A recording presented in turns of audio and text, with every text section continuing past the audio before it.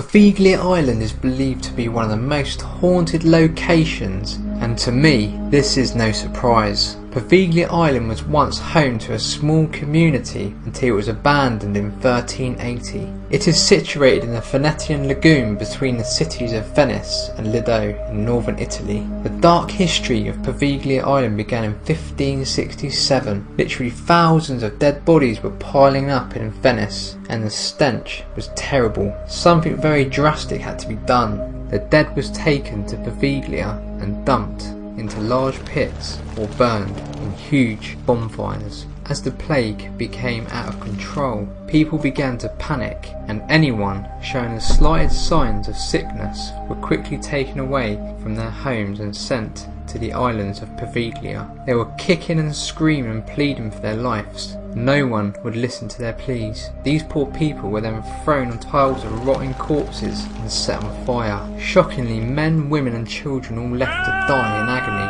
It's estimated that this tiny island of Poveglia saw as many as 160,000 bodies during this time. These poor people suffered such horrific deaths. The core of the island is literally human remains that has given the island a negative and evil reputation. After hearing that information, I'm sure you're thinking, well, this can't get any worse, but unfortunately it does. In 1922, Poveglia Island became home to a psychiatric hospital complete with a very impressive bell tower. It should be no surprise to anyone that after the amount of people who suffered such severe deaths on this island, that hauntings were very likely to occur on the island at any time. Patients of this hospital immediately began reporting seeing ghosts. Patients were in absolute shock that they would see ghosts of plague victims on the island, and they would be kept up at night hearing the tortured moans and screams of the suffering spirits.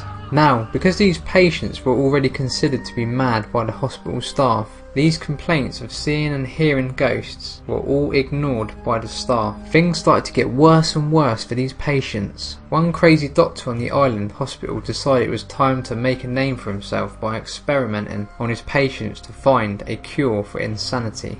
Lobotomies were performed on his patients using tools like hand drills, chisels and hammers. Those patients, even the ones who did not get the doctor's attention, were taken to the bell tower where they were tortured and forced to a number of inhumane horrors. It is believed that after many years of performing these immoral acts, this evil doctor began to see the tortured plague-ridden spirits of Poveglia Island for himself. It is said that the spirits of Poveglia Island led the doctor to the bell tower where he is said to either have jumped or even possibly thrown to the grounds below. Incredibly, the fall did not actually kill him, according to a nurse who witnessed the event. She stated that as he lay on the ground in agony, a ghostly mist came up out of the ground and choked the doctor to death. It is believed that the doctor is bricked up in the hospital bell tower, and on a quiet night the bell can be heard. The Italian government owned Poveglia Island, but it was later sold. The new owner abandoned the island in the 1960s and is said to be the last person to try and live there. Recently, a family tried to buy the island and build a holiday home on it, but they then left the very first night and refused to ever comment on what happened to them. All we know is that their daughter's face was ripped open and actually required around 20 stitches. Today, Poveglia is uninhabited and tourism to the island is strictly forbidden. Every now and then, the lapping waves on the shore uncover human bones. The island has been guarded by police, and some people have managed to get on the island and then left the island and vowed never ever to return again. These people have mentioned hearing screams and moans and spirits telling them to leave. They could not handle the evil atmosphere that they felt around the island. Even fishermen have reported seeing strange lights around the island that left them in severe shock. Several psychics have visited the island and the abandoned hospital. Each and every one of them have left scared to death of what they have sensed on the island. This is an island full of darkness and sadness, of poor souls who've lost their lives in such horrific ways. I genuinely hope they have or can find some peace someday. 4. Deadmans Island is located in the Vancouver Harbour in British Columbia, Canada. Discovered in 1862 by John Morton, the island was the tree burial ground of the indigenous Squamish. Morton discovered hundreds of red cedar boxes hanging from the top of the trees, and one that had fallen down, broken with a skeleton inside. The island was considered a dead ground by the natives, where blood battles took place between rival tribes, in which over 200 warriors were killed. Many women, children and elders who were hostages by the Southern Salish tribe were also slaughtered during the wars. Settlers continued to use the island as a cemetery, and between 1888 and 1892 it became a quarantine site for victims of a smallpox epidemic and a burial ground for those who did not survive. In 1942, the federal government gave the island to the Navy, and a year later it became, and is still, the site of the HMCS Discovery, a Royal Canadian Navy reserve. With such a gruesome history, Deadmans Island is unsurprisingly considered very haunted, with its first documented haunting dating back to 1909. Police who occupied the island one night to keep lodgers at bay claimed to have heard the rattling of dead men's bones and shrieking skeletons that threatened to haunt anyone who cut down the island's trees. These days, those who report paranormal activities on the island are mostly Navy reservists, since the island is off limits to the public. 3.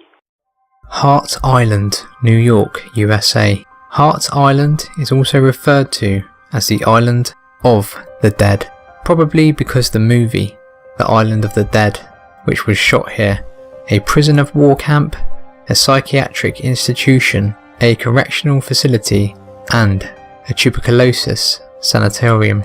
What more do you need for the makings of a haunted island? There are around 850,000 people buried here in mass graves. There is only one ferry to the island every month, and is rightfully out of reach for everyone except the inmates who bury the dead here. 2. Ellis Island, New York, USA, also called Tears Island. 12 million immigrants were processed there between 1892 and 1954. 2% were rejected for health reasons, and more than 3,000 died, either in the hospital or committed suicide. A technician said that she heard voices and smelt burning candles coming from the Great Hall, but the room was empty. She also heard children crying for their parents. 1. Norfolk Island, Australia. Being so remote, it was used by the Britishers to isolate the most violent criminals. It has often been described as hell on earth. Since the early 1800s, thousands of criminals ended up here, and torture, murders and rapes became a regularity on this island. The guards on the island were particularly vicious. The haunting of Norfolk is well documented. This island has seen too much violence and death to not be haunted.